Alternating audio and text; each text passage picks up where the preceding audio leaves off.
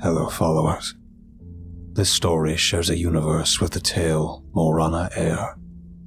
The link to the 4-hour compilation is in the description. Thank you, and let's delve into the dark together.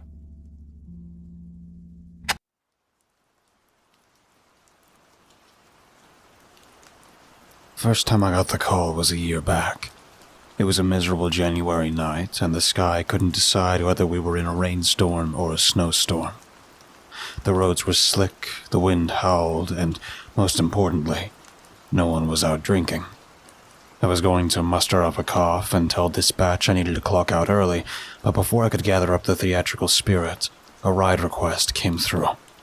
Wolf Pine's assisted living facility to the airport. Good. Long fare, far outer city rates. First come, first serve. I wasn't the only one who wanted to call it an early night. No one volunteered. I would have kept quiet myself if it weren't for the second plea. The ride had been ordered 3 weeks in advance, but the dispatch girl forgot to put it into the system. She begged for someone to take the ride. She didn't want to get fired. I guess back then I was a bit too sweet on her. Even past the fizzle of the speaker, I could hear the despair in her voice. Couldn't have that. Volunteered just to put her at ease. Plus, airport fares always tipped. I figured I could make a quick buck before turning in for the night. And a quick buck I did make. It's not the money that bothers me. It's how I made it. So, I arrive at the nursing home. It's pouring down something fierce and I can barely see past my windshield. Fares nowhere to be seen. So I sit and wait and pray that I'm not getting someone with heavy bags or on a wheelchair or any other combination of things that would make me get out of the car. Then I think of how my grandpa used to complain young folk never help, and I feel the slightest tinge of guilt. I almost get out of the car to see whether my fare isn't waiting in the lobby for me, but before my guilt drives me into the rain, the back door of my car opens. The man who gets in seems to have at least a century under his belt and smells so much like a hospital I have to roll down the windows. No luggage, though. Just a soaked hat that he places in his lap the moment he enters. I check the destination with him, give him a ballpark sum, and then set off. He doesn't make small talk, and I don't pry. I've driven for long enough not to ask people's business. The old-timer doesn't talk, but he breathes funny. There's a whistling in his throat that makes me wonder about how many smokes he used to take down when he was my age. To drown out that thought and my perverse need for a cigarette, I flip on the oldies station and play the man music he might have listened to in the tail end of middle age. The radio, however, did not stay on for long. About 15 minutes off from the airport, the radio, along with the rain, fizzles out. I didn't think it as anything odd back then. As I said, it was a miserable night. Maybe I noticed the darkness outside growing thicker. Maybe I did find it odd that the world slowly descended into nothing but the dim reflectors on the edges of the road. Maybe I did notice on that first ride, but I made nothing of it. It wasn't until the old man suddenly grabbed me that I thought something amiss. It wasn't a rough grab. The old-timer's bony hands were in no shape to do me actual harm, but it did spook me, and I hate being spooked when I'm behind the wheel. Before the anger could reach my chest, though, it was replaced with confusion. The old man told me he wanted to get out of the car. He wanted to get out of the car, right there and then, in the middle of a dark road miles away from the airport. The old-timer's expression was wholly blank, but his words were clear. And there was money in his hand. Money that happens to be triple the original fare estimate. He wanted me to take all of it. I put up a token resistance, but I did not argue with the man for long. I took his money, wished him a pleasant night, and watched him disappear off into the thick veil of black beyond the road markers. I was confused. But I've also been driving strangers for 15 years. If an ancient man stumbling off into the darkness was going to be the weirdest part of this story, I would have already forgotten it. 1 month later, on an unsettlingly warm February night, I got the same exact fare.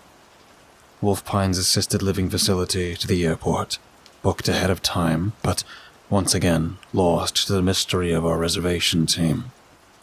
This time around, the passenger was an ancient woman who had the voice and stench of a lifelong smoker.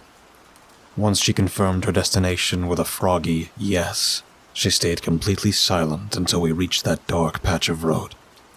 Just like the old man, she wanted out and was willing to pay triple for the doors to be opened. I didn't tell dispatch. Trying to make sense of the rides would make me sound insane, and, more importantly, the extra money helped me cover some outstanding debts I had with some unkind characters. The prospect of sharing the money, or worse, having someone else take the fares, didn't sit well with me. I didn't tell dispatch the first month, or the second month, or on the third month, when the pattern became crystal clear. Every first Friday of the month, at around midnight, I'd be driving an old person into pitch darkness and getting paid a surgeon's salary to do it. It was all strange. I'd admit that even back then, but people are strange, and in my line of work, I meet a lot of them. I kept mum and kept the money, and did my best not to analyze the details too much. When the first Friday of April rolled around, however, I found myself significantly more curious about my elderly customer's destination. She was old, just like the rest of them, but there was a sort of regal air about her. She had her hair all done up, smelled like a pricey perfume joint, and even though no amount of makeup could smooth the years off of her skin, she was all dolled up like she was ready for the opera. When I asked if she was going to the airport, she simply nodded. She seemed unsure of her destination. The whole ride, though, she kept on fidgeting with her hands. When the darkness outside thickened and the radio buzzed out, she started to fidget harder. As that familiar patch of road came up, she didn't grab me or shout like the others did. She simply tapped my shoulder. Familiarized with the way these rides usually went, I slowed the car to a stop. She didn't get out. She didn't say a word or ready her money or anything else the old folks usually did. She just sat there, silent, fidgeting with her hands. It's then that I noticed the ring. It sat on her frail finger like the golden arches on a dead stretch of highway, the sort of diamond folks get shot over. She stopped fretting with a tired sigh and then slipped the ring off her finger. "I don't need this where I'm going," she said, as she extended the jewelry to me. I took it. I've been raised hungry enough to not reject a diamond when offered. That was good enough payment for me. I was happy to let her off right there. But then she reached into her purse, paid quadruple the airport fare, and wished me a good night. It was only then that she opened the door and walked off into the pitch darkness beyond. I didn't stop her. I was still in shock from the paycheck I held in my palm. I didn't stop her then, but I should have. I should have locked the doors and called the cops and demanded the old woman explain herself. But I didn't. I didn't want to involve the authorities on account of the diamond, but the ring did pique my curiosity about the care home fares. A couple days later, in the most casual way possible, I approached the dispatch girl. She said that the orders came in through the reservation system each month, but that she knew nothing else about the details. I didn't want to raise any heat, so I dropped it. The question of the ring still tugged at my sleep, though. So, a couple days later, before my shift, I took a ride to the airport. During the day, the stretch of road where I usually stopped was far more populated, but the oppressive darkness wasn't hiding anything interesting. To the left, there were fields of rapeseed, and to the right, up a little hill, there was a fence dividing the public from one of the landing strips of the airport. The top of the fence had barbed wire, and there were no gates to pass through. I almost dropped the matter then, but on my way back to the city, I stopped by the nursing home. When I spoke to the receptionist, I tried to be, again, as casual as possible. But the moment I mentioned I was the taxi driver who picked up fares every first Friday of the month, the girl's jaw dropped, and suddenly she was the one asking questions. She too was confused about the rides. She wanted to know what happens to the old folks. whether there was anyone waiting for them at the airport or whether they at least talked about where they were going. She suspected something was wrong. The moment I told her who I was, I got a chill down my spine. She seemed like the type to call the cops that might conduct interviews and take evidence. I've been driving a cab for long enough to know what happens to jewelry left in evidence lockers. If someone was going to misappropriate the ring, it was going to be me. I told her everything was fine, that the old folks just got out of the airport, paid me, and went on her merry way. She didn't seem too convinced with my explanation, but by the time she was asking more questions, I was halfway out the door. I just decided to accept my good fortune and move on. My grandmother wouldn't be proud, but that ring was worth more than anything I owned in my life. That diamond bought me my fair share of poker hands. I've always liked to play cards.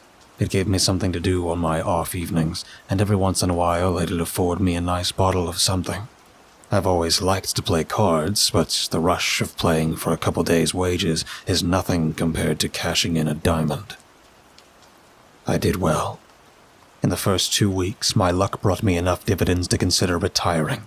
My third week made those vague plans a lot more concrete. But then, as these stories always go, Lady Luck found some different SOB. You might think that I started asking my airport fares if they had jewelry out of greed, but the occasional ring or necklace I'd pick up on my rides quickly ended up being my lifeboat through the month. I had once again ended up in debt to some unkind characters, the ones that lent to cabbies and the ones that lent to high rollers, however differ in temperament. At the start of every month, I'd rake in the cash on my airport fares, but I saw very little of it past the inside of my cab. It was during those miserable months that I'd find myself locked in an endless cycle of regret. If I had only rejected the ring, I thought, I wouldn't be in this mess. I had turned into a man the grandmother who raised me wouldn't recognize.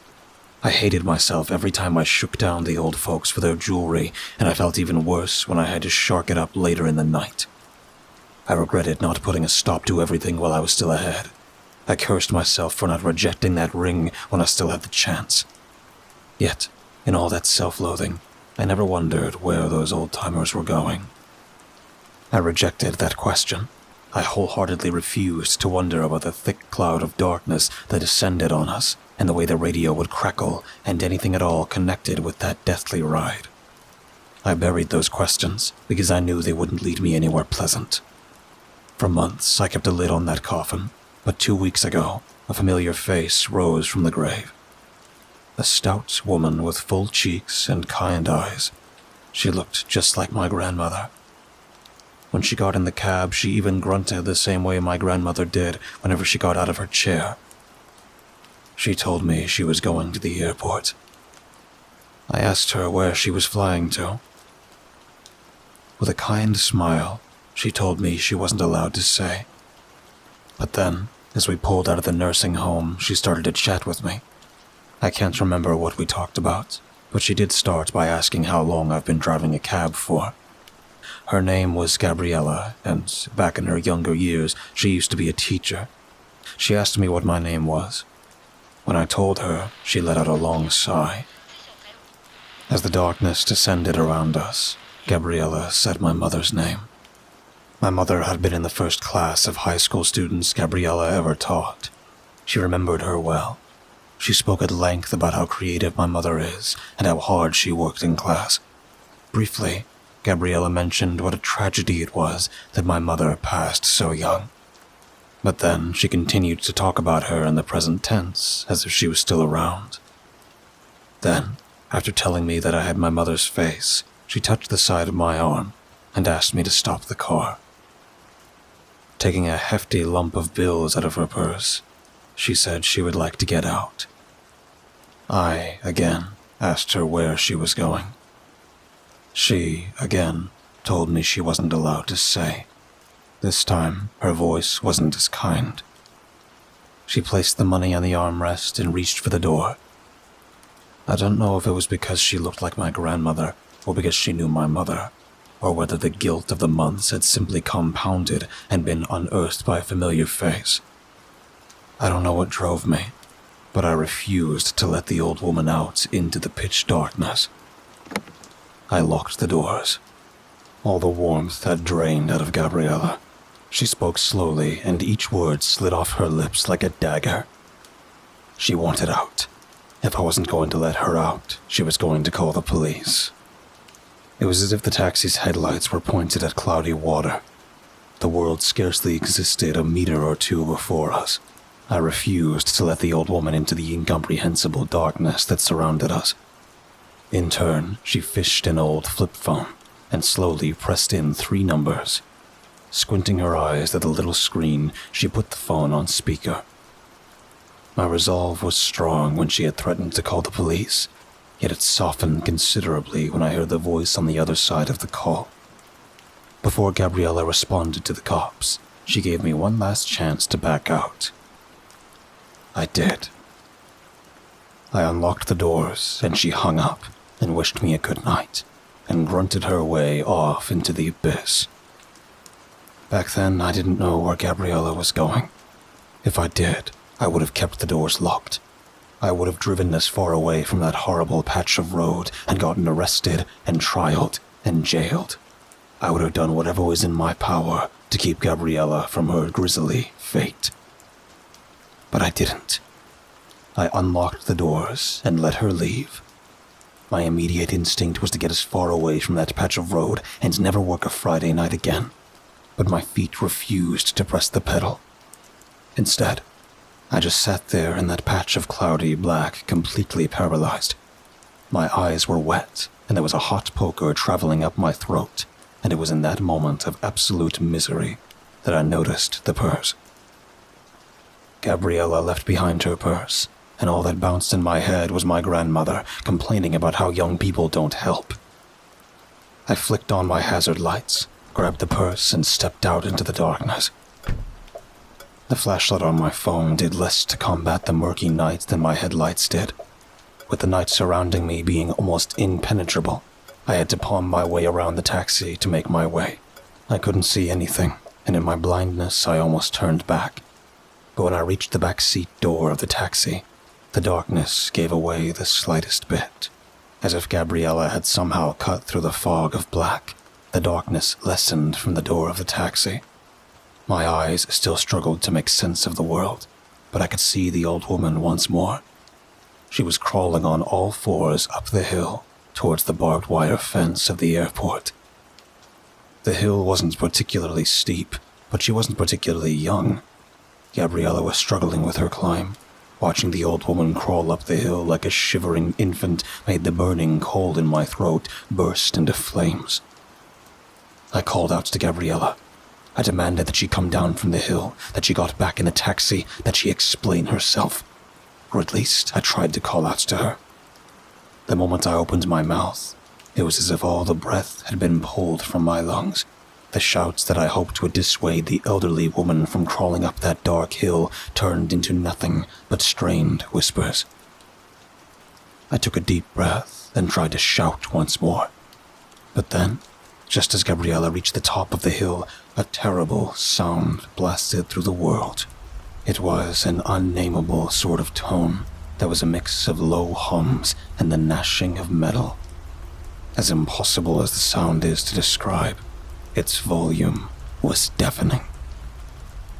It came from behind the barbed wire fence that was accompanied with the rhythmic blinking of 2 blood-red lights. The flashing lights and the deafening noise terrified me beyond words, but the effect they had on the frail woman was outside the limits of human comprehension. As if she had been yanked by some eldritch puppeteer hiding in the darkness, Gabriella jumped to her feet and spread out her arms as if she was giving worship to the unseen moon. Then, like an athlete in her prime, the old woman leapt at the chain-link fence and started to climb to its top. There was no stopping her, but I did try. I ran up the hill, trying to scream past the roaring engine that had drowned out the rest of the world. It was of no use. She climbed the fence with incredible speed, and by the time she reached the barbed wire, it was clear there was no stopping her. I've driven a cab for 15 years. I've seen things, disturbing things, disgusting things, things which would steal away sleep from even the most hardened of men. None of them compare to the old woman's meat with the razor-sharp claws of the wire. The metal ate away at her clothes and flesh, yet she didn't exhibit the slightest bit of pain. Instead, Gabriella seems to angle her body as to maximize contact. Her eyes were rolled back in her head, revealing only the whites, and even from down below, I could see a familiar, kind smile on her lips. That smile disappeared the moment she noticed me, as if she had just woken up from a long sleep.